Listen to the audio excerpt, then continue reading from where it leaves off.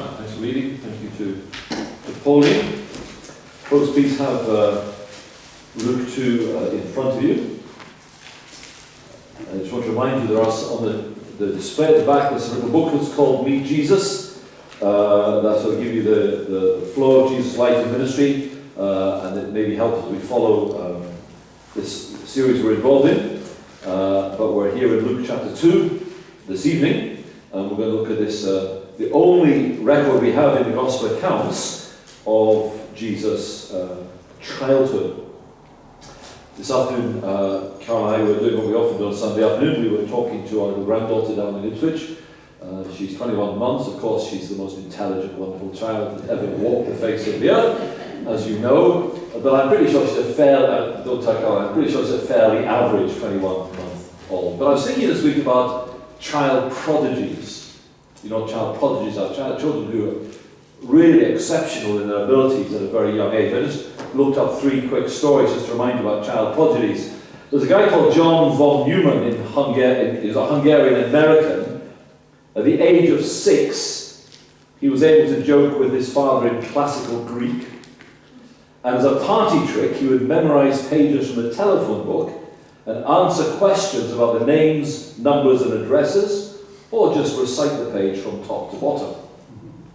There's a guy called John Stuart Mill who lived in the 19th century. He was sometimes called a manufactured genius. His father was a historian and a philosopher who forced his son to learn Greek at the age of 3, history at the age of 4, Latin, geometry, and algebra by the age of 8.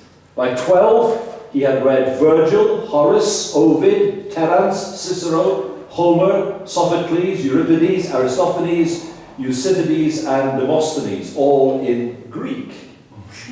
Big deal, come on, we've all been there, we've all done it. Perhaps the best known prodigy was Wolfgang Amadeus Mozart.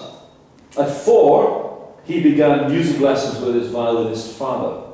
At 5, he was composing minuets. At 6, he was a virtuoso on the violin and harpsichord, and he toured with his older sister, creating a sensation in European courts with his phenomenal ability to sight read music and to improvise at the age of 6.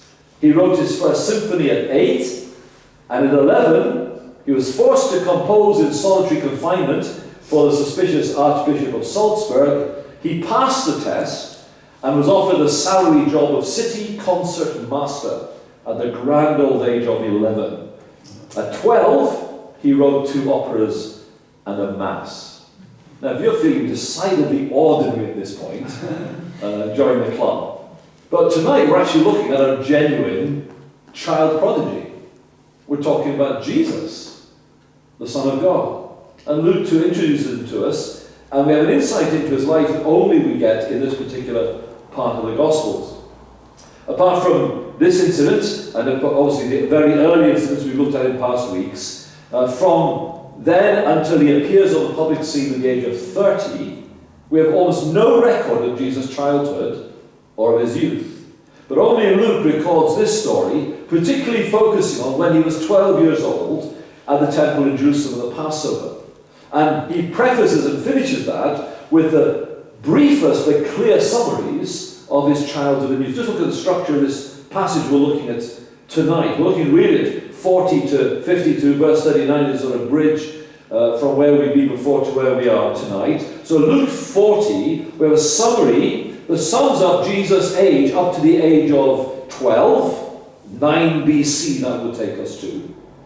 And then verse 52 at the end of the chapter, a summary of Jesus from the age of 12 up to the age of 30 when he appears on the public scene to begin his ministry in AD 26. And sandwiched in the middle of these 2 statements is this remarkable story that takes place in Jerusalem. But I want you to notice it's important to understand why Luke, inspired by the Spirit of God, includes this story. Why is it out of the best part of 30 years, this is all we have? What's so important about this? Well, here's the first of the 2 key things I want you to retain from tonight. I don't have a clever alliterative structure for you tonight, but I've got 2 key points I want you to remember. Above all else, of what Luke wants us to learn from this passage. Number one, identity.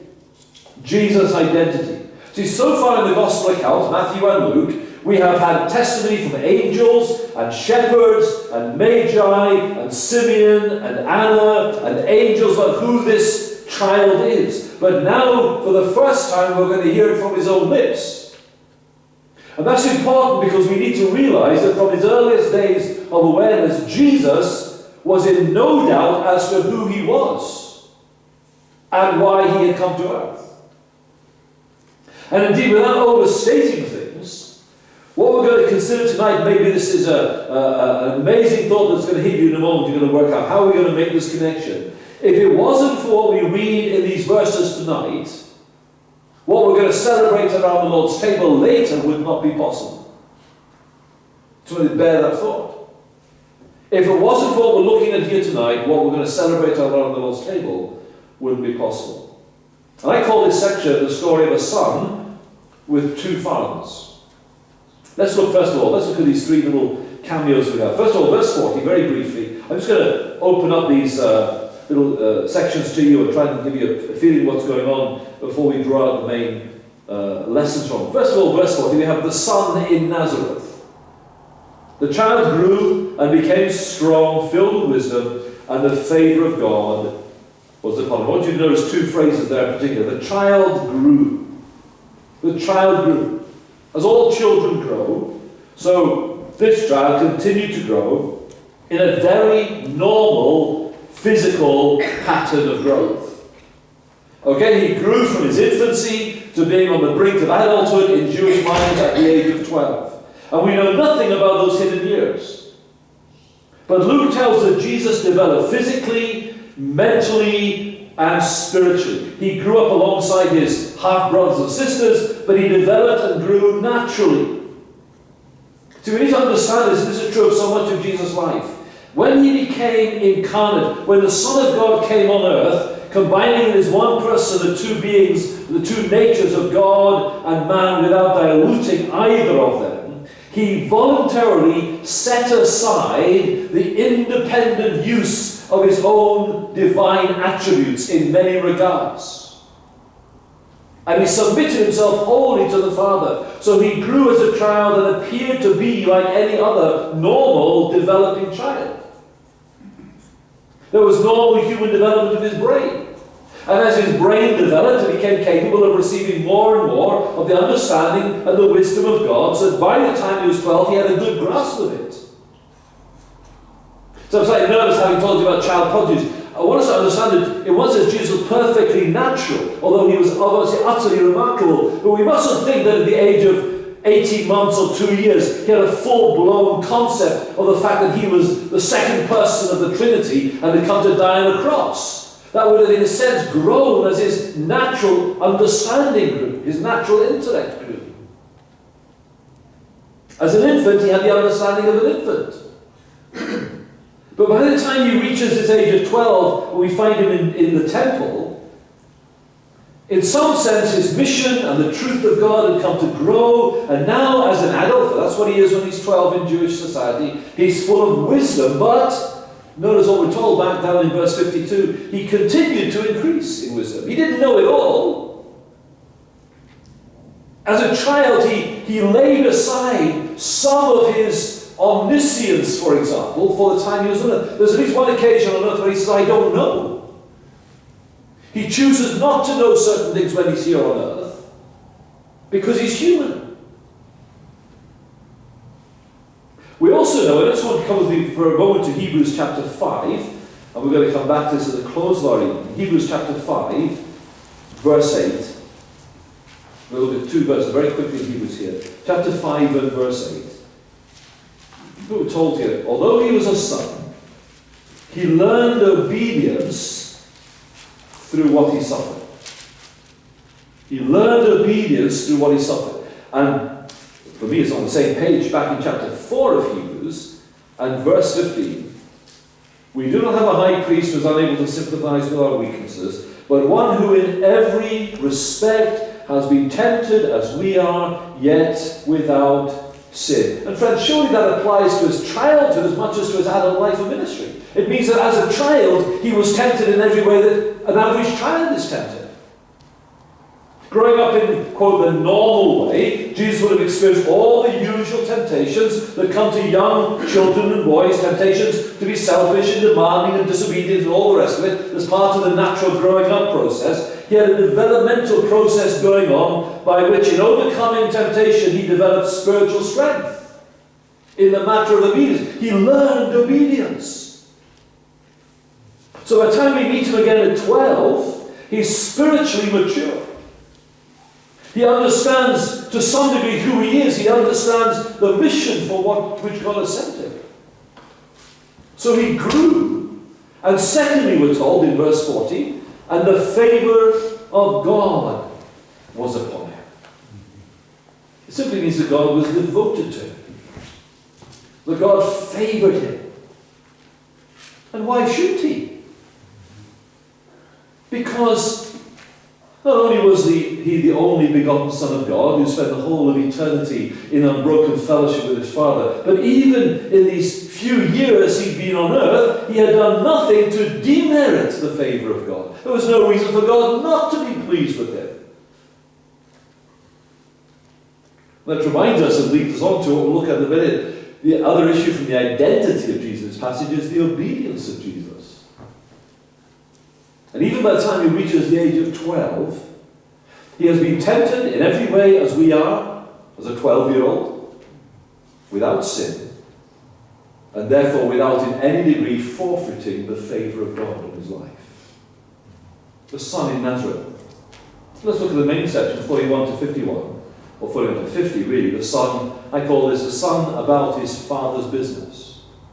You know this story well, I'm sure. Let's try and bring it to life a little bit. Let's just paint the picture here of this Passover ceremony. 3 times a year, instructed in Leviticus, all Jewish men were required to go up to Jerusalem to worship. And not all of them could afford to do so, particularly as the population spread. So if they chose to go to one feast out of the 3, they usually went to the Passover. We're told here that every year Joseph and Mary went up to Jerusalem for this particular feast. And very often, as Joseph and Mary do, at least on this occasion, they try and take their family with them, because this is an important feast in the Jewish calendar. The Passover was a feast that actually lasted 8 days. And this would be costly for someone like Joseph. He's a self-employed tradesman. He would have had to abandon his business for about 3 weeks, because a 4 or 5 day journey to get there, 8 days there, a 4 or 5 day journey to come home again. But the other aspect here is that at the age of 13, Jewish boys were considered to be individually obligated to and accountable to the law of God themselves. So at the age of 13, you move from being under the authority of your parents and you become accountable to God's law yourself.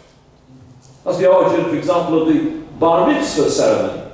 Although that wasn't around in Jesus' day, it's a much later part of the Jewish society and culture. And the phrase Bar Mitzvah means son of the law, son of the commandment. And so you become a Bar Mitzvah at the age of 13. And it was the father's duty to take his son to the Passover, particularly in the 2 years leading up to his 13th birthday, so that he would have a full understanding of the Passover, and of course all the meaning of that, of God as his Redeemer from sin. So here is Jesus, the incarnate Son of God, being taken by his earthly Father to Jerusalem to prepare for his 13th coming of age, to understand the Exodus.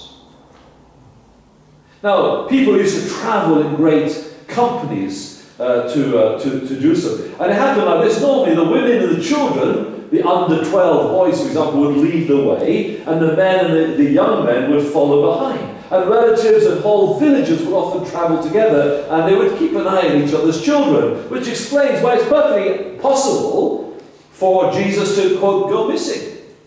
His parents would simply have assumed he was with another part of this great company that had come from Nazareth. He'd be with a relative or with his friends. And because he's 12, he might be with the men, but he might be with the young boys, and we couldn't be sure. And so it's perfectly natural that such a situation could happen. And eventually, of course, we know the story well, they find him in the temple. And they would come upon a fairly traditional, typical scene with the teacher seated in the temple. That's how they taught in ancient Israel. And seated in the middle of the teachers were the students. And the pupils, Jesus being the pupil here, sits in the midst of the teachers.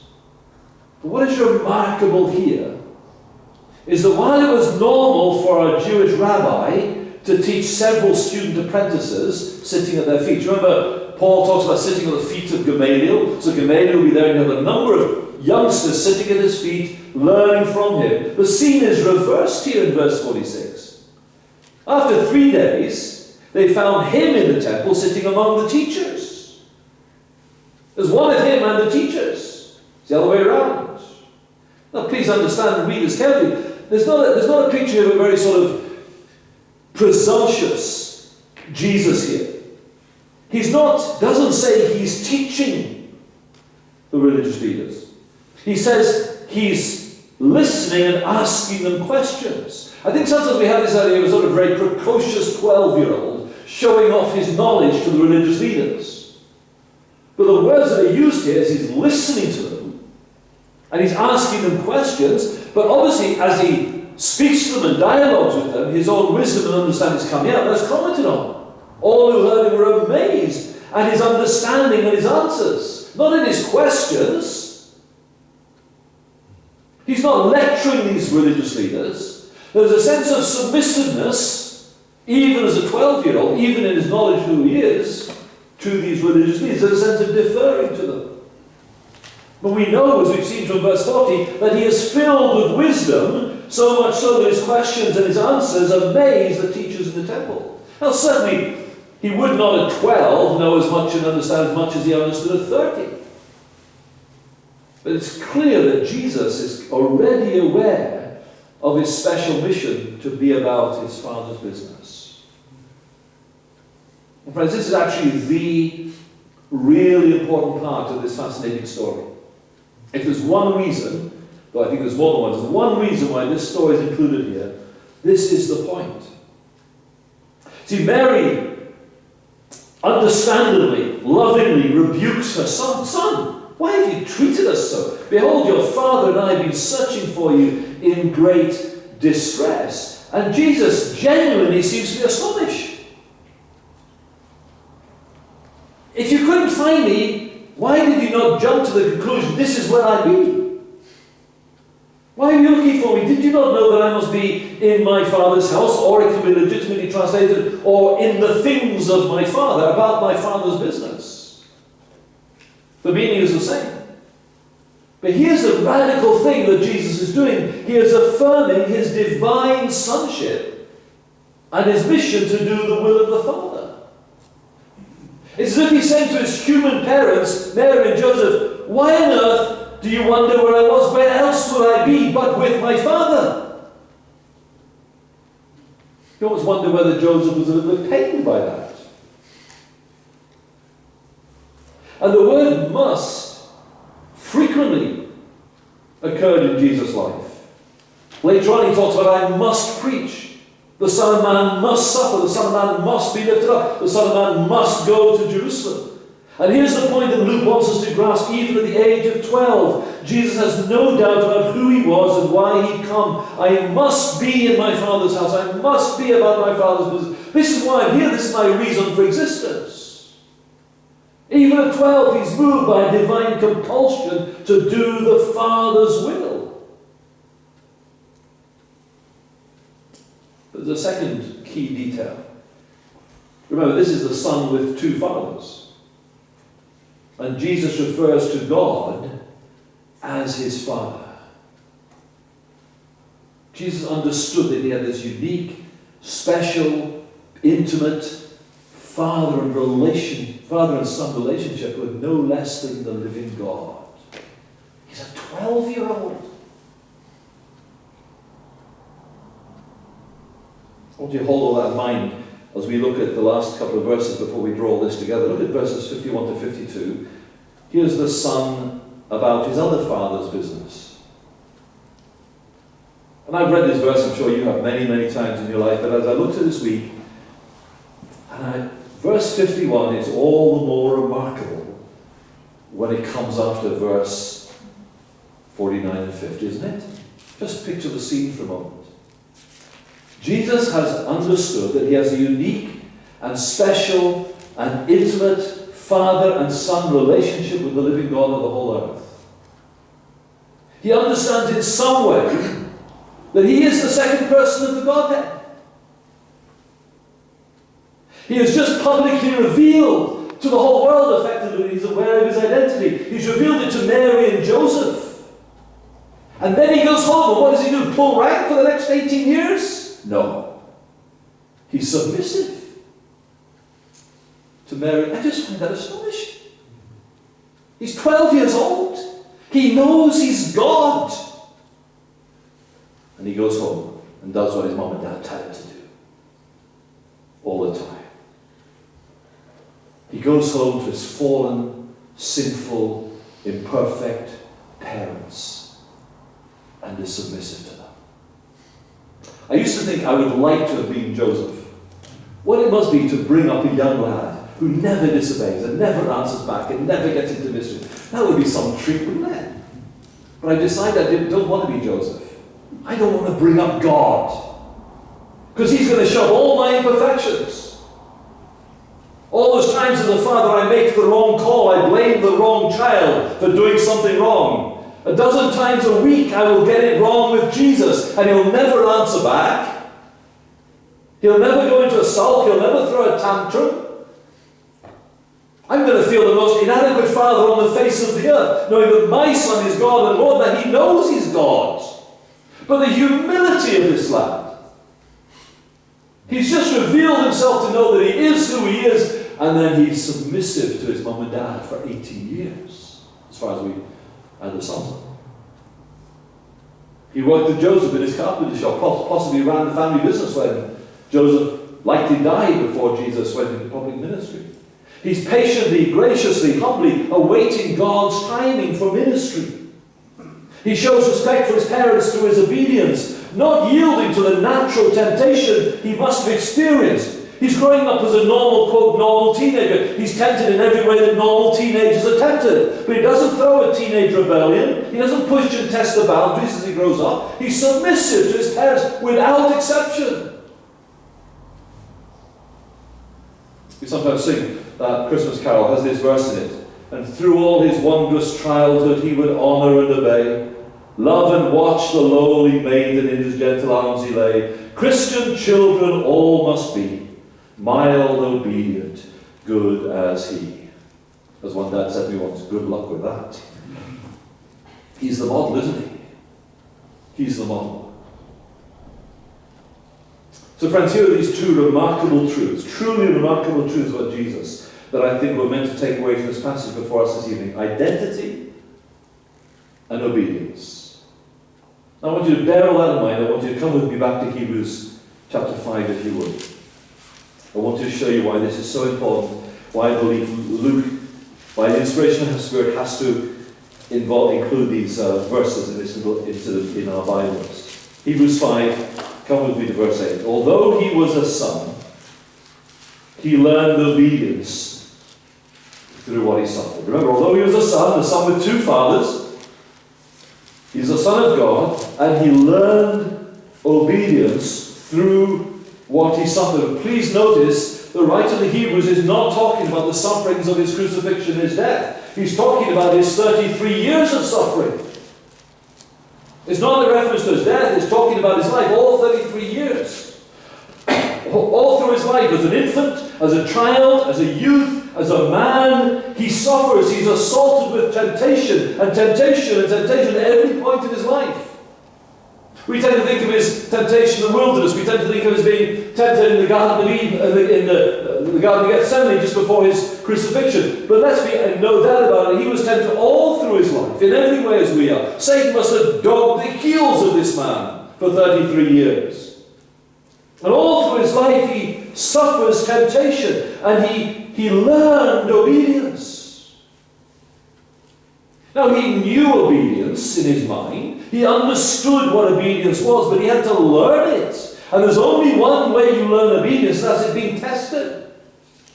And for 33 years, he was tested in his obedience. He learned obedience. He had to go through that particular school of life. He had to know what it was to be tempted in every respect that we are.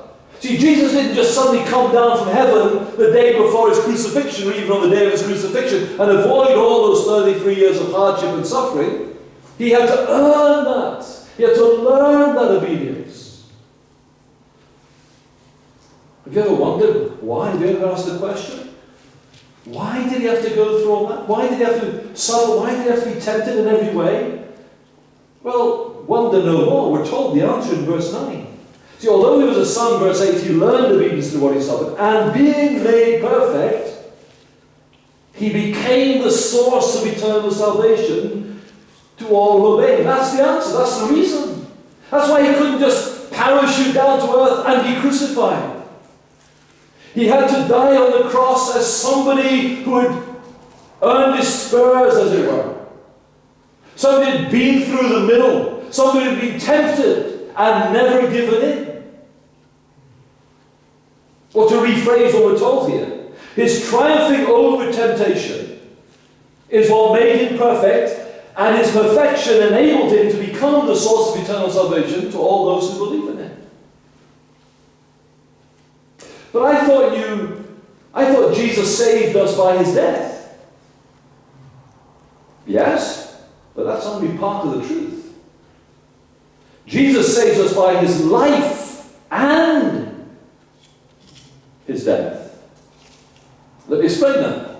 You remember way back in the Old Testament that a qualification for an acceptable substitutionary sacrifice was that it had to be perfect, without blemish.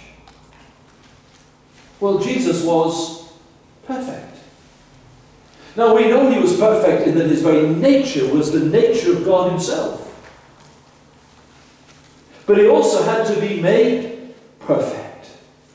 It's an astonishing thought, isn't it? He had to be made perfect in some sense. And that's what verses 8 to 9 is about. He was made perfect by winning every single test of temptation that he ever experienced without yielding. Never caved in. That qualified him to be our substitute on the cross. The theologians talk about Jesus' active obedience and his passive obedience. The passive obedience is what happened to him on the cross. He endured it. But his active obedience is his 33 years of never putting a foot wrong spiritually in his relationship with God. That's why Luke wants to stress these things way back all through his life. Something else I want you to notice, you don't need to go back to if it's still in Hebrews, but if you go back to chapter 2 of Luke, 5 or 6 times, depending on one case how you read the words, it stresses the fact that Joseph and Mary, on Jesus' behalf personally, did everything according to the law, everything according to the custom law, 5 or 6 times in a few verses. Why is Luke telling us that? He wants us to make the point. They kept the law. Jesus did not come to demolish the law. He didn't come to disobey the law. He came to fulfill the law. And he did that even as an infant. And all through his life. He had to live a perfect life in order to be the source of eternal salvation. Well, let me put it another way. Let me take you to one of my favourite verses in the whole Bible. You'll know it well. I could quote it, but normally when I try and quote something, I get it wrong. Certainly when I'm standing on the platform. So we're going to read it directly. 2 Corinthians 5:21.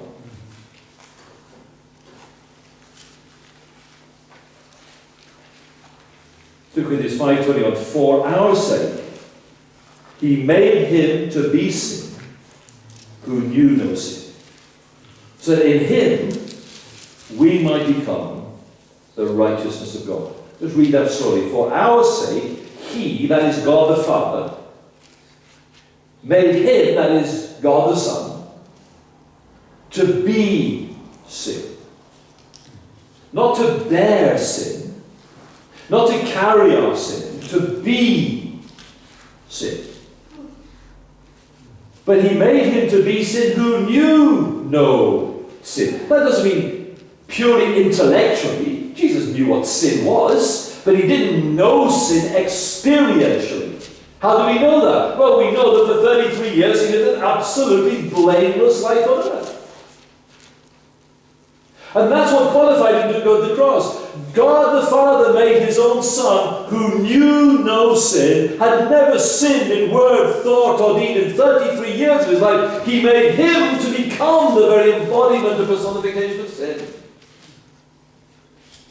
So that in him, in this sinless Son who's now become a sinner, we might become the righteousness of God. There's no more amazing verse in the Bible than this. This is what it's all about. This is what Luther calls the great exchange.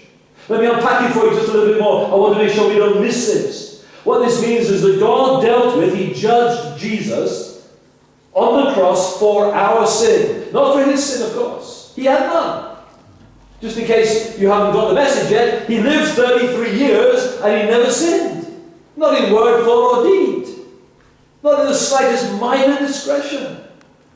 There's an astonishing occasion in Jesus' life when the Pharisees are attacking him, as they often did, and he says, "And which one of you accuses me of sin?"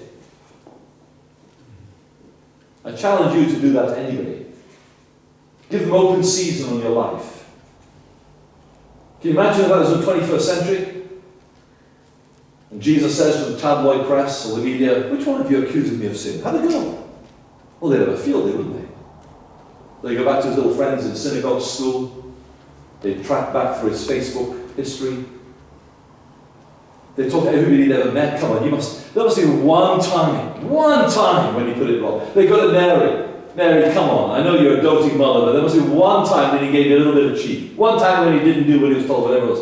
And they would have trawled all his records and all his life story for 30 odd years, and they couldn't find a single example.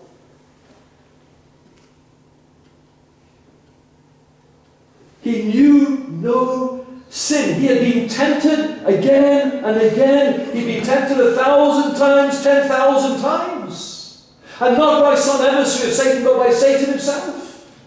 Satan wasn't going to delegate this to one of his minions. And all of that without once caving in. Without once yielding. But on the cross, God treated Jesus as if he was personally responsible for my sin. Let me put it like this. God treated Jesus as if Jesus had lived my life. As if he was me. That's what's called substitution. He took my place. And wait for it. He treats me as if I had lived Jesus' life. That is staggering, isn't it? Jesus was tempted at all points throughout his life. He suffered all these temptations. He suffered them to the limit because he never caved in. He never sinned. Therefore, he became perfect through that. And his perfection, his perfect obedience, qualifies him to be the author of eternal salvation, because it is that perfect life that is now credited to my account. It's not just his obedience on the cross, vital and necessary that it is. It's the obedience of 33 years leading up to the cross. And if you don't have a perfect life credited to your account, you can't have eternal salvation. And friends, you don't have a perfect life account. That may come as a shock to you tonight, it's the truth. You don't have a perfect life account. We're all in debt. Big time. And there's only one person who's walked this earth who has a perfect life account. And that's why the identity and the obedience come so wonderfully together. That's why what Luke is telling us is so important. Because this isn't just any old guy who's got a personal life credit account, even if that was theoretically possible. But the Bible says that salvation is of the Lord. So it has to be God himself who provides the salvation and sacrifice. So he has to know that he is God. He has to be God and be obedient as a man. And the identity and obedience come together, and we now have an acceptable substitutionary atoning sacrifice on the cross. And so he takes our place on the cross. He dies as if he's lived our lives, and in order to do that, he had to live a perfect life that can now be credited to our account. I hope you see how this, on one level, very ordinary, nice, warm little family story of Luke 2 is so vitally important to us. Hope you understand now why, when the Spirit of God led Matthew and Luke, and particularly to choose the different stories from Jesus' infancy and childhood they would include, he included this one, with the little summaries on either side of it. Because we need to understand that Jesus knew who he was. Jesus knew why he came. And Jesus lived this life of perfect obedience so that he could take our place on the cross. In my place, condemned he stood. My friends, I hope you understand that that's the gospel. That's what it's all about. But it's only of any benefit to you if you accept it for yourself. If you can choose it in my place, in my place. Jesus lived my life. Jesus died for my sin, not just in some general theoretical sense. He is who he claimed to be. He did what he came to do. And as a result, you and I who believe in the Lord Jesus Christ have a credit account before God. And when we stand before our Maker on that terrifying, awesome judgment day, God will look at us and he'll see Jesus in us. And there is now no record in heaven of John Brand ever having sinned, because Jesus paid it all. And God dealt with Jesus as if he'd done all my sin. I can say that with assurance by the grace and mercy of God, and I hope you can too. And if you can't, I plead with you tonight, do something about it. Do something about it. Because if you don't have a credit account in Jesus' name, then you're lost for all eternity. And one day, the judgment that Jesus took for those who believe in him on the cross, you will have to experience. Not for a few hours on the cross, but for the whole of eternity in a conscious place called hell. That's not my story. It's not my words. That's the account of Scripture. But why? Why would you do that? Jesus paid it all. Only a fool, it seems to me, would turn around and say, hang on, I'm not having somebody paying it for me. I'll pay it for myself, thank you very much. Let's pray.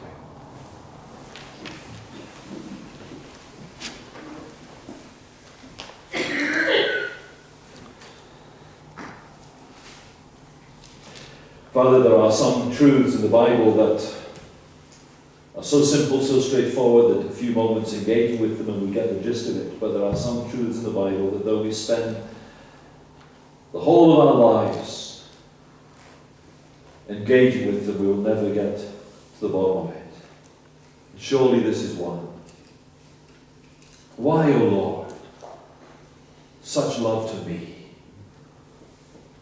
Why, Jesus, did you knowingly and willingly come into this sin-cursed world? Why did you willingly and knowingly submit yourself to the wickedness and the brutality of sinful men that you had created, and who are dependent on you for the very life force to hate you and revile you?